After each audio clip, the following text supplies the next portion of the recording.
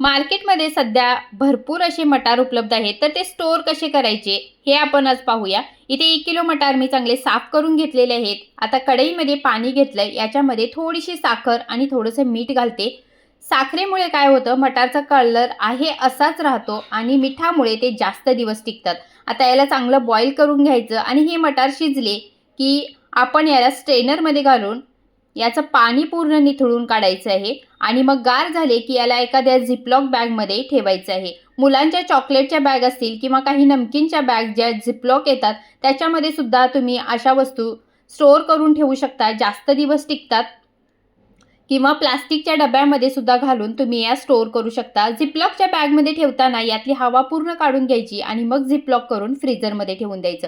जर फ्रीझरमध्ये ठेवलेले मटार बघा, हे पाण्यामध्ये वापरायच्या वेळेला आधी थोडेसे काढून ठेवायचे, त्याच्यामुळे ते आहे असे होतात. तर अशा प्रकारे मटार स्टोअर करू